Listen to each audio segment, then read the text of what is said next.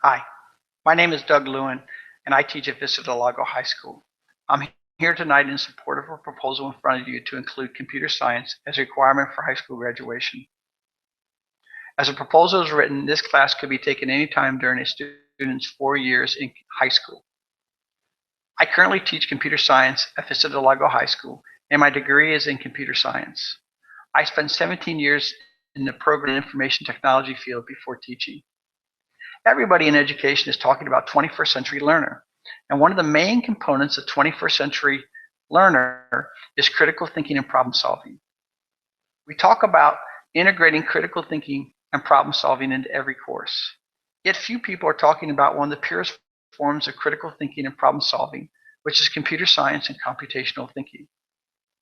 Requiring a computer science class is not a class about how to use a computer, a spreadsheet, or some other productivity tool.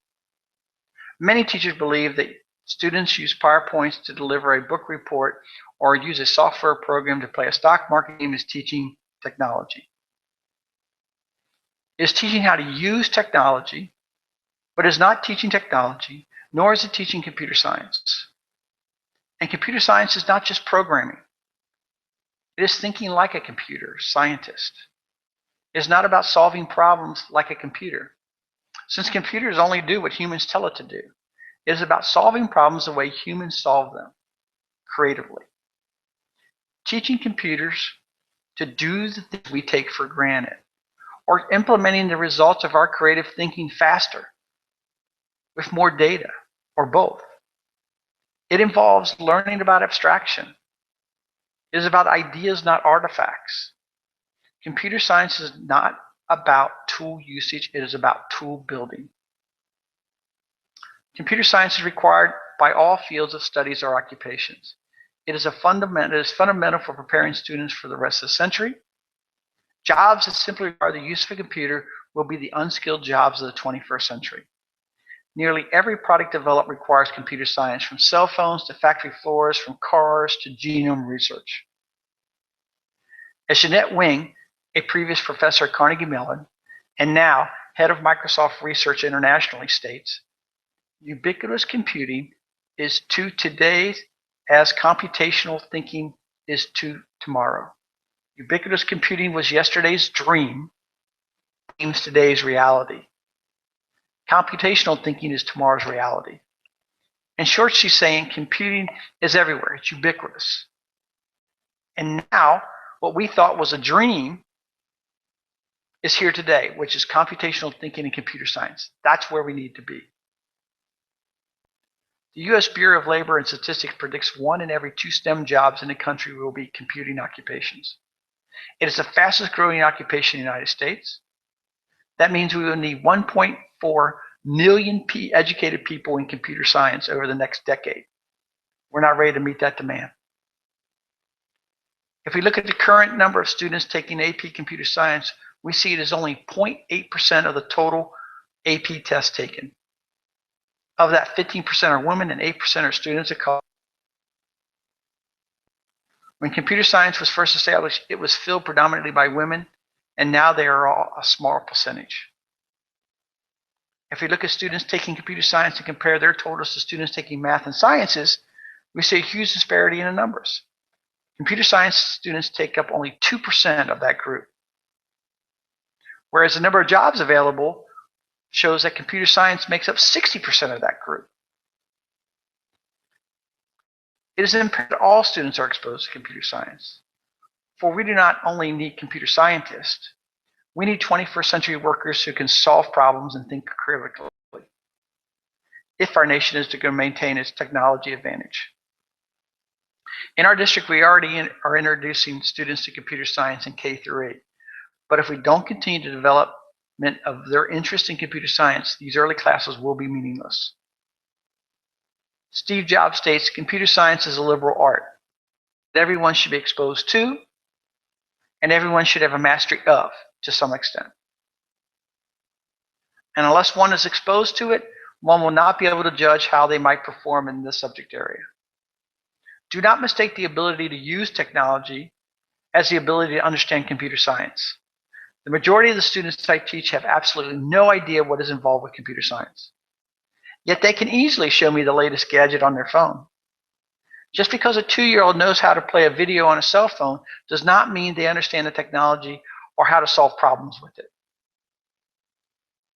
The state of California is moving in the right direction. In the fall of 2000, they approved 2 bills to promote computer science. SB 1200 directs the UC and state university systems to develop a computer science curriculum that could be used for admission into these 2 institutions. At the same time, AB 1764 was passed, which allows high schools who require 3 units of math to graduate to use computer science as that third math. Quoting State Senator and author of SB 1200, Alex Padilla, "We can't expect California to remain the world's leader in computer technology if we don't value computer science in education."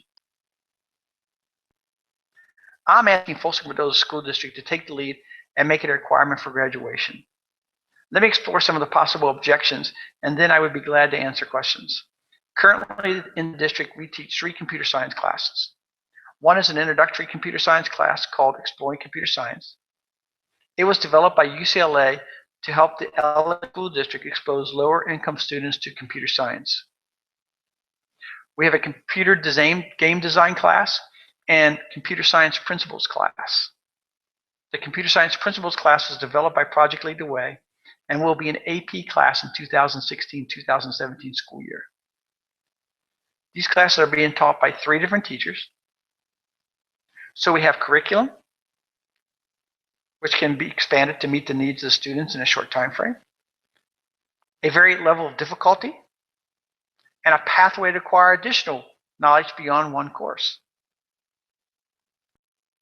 Another popular objection is there aren't enough teachers to teach all the courses. And because of this lack of qualified teachers, the class turns into basic how to use the computer course.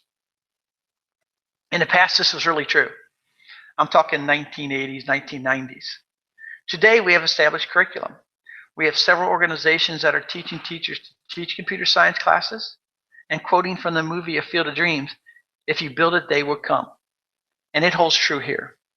Knowing that there are going to be classes for computer science teachers to teach will draw more computer professionals into teaching and encourage more college students to focus on computer science as a viable path to teaching.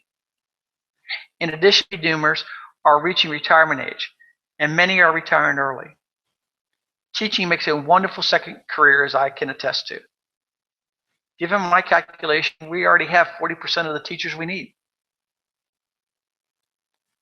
Many worry about lower performing students not being able to pass a computer science course. The Exploring Computer Science class was developed with these students in mind. It is not about learning a programming language. It is about learning computational thinking and how to solve problems in ways that take advantage of computers. AP Computer Science lends itself to the idea of a blended course, which is a course that is partly online, partly in the classroom. It is already being taught in such a manner in El Dorado counties and Placer County. So it would meet the requirement for a differentiated and structured course.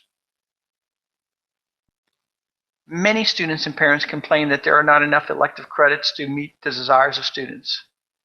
Currently, students have between 55 and 65 elective credits depending on the school.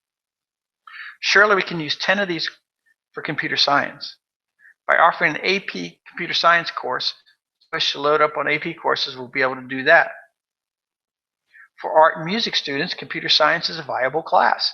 It gives art students another form to explore, and for music students, it gives them the opportunity to expand their understanding of how music is defined and developed in a digital manner. All students win by taking computer science. In summary, there is a large gap between the need for workers with computer science knowledge and those acquiring that knowledge. Our school district has the classes, the beginning of a structure, the base of teachers to implement this requirement, and it is a win for our students. The decision is that makes our district a leader in the state, a state which led the technology revolution that has brought the problem to our doorstep. We can decide to walk through the door or sit on the doorstep. I'm here to help us walk through the door to open up opportunities for our students that no other district is willing to do. Thank you.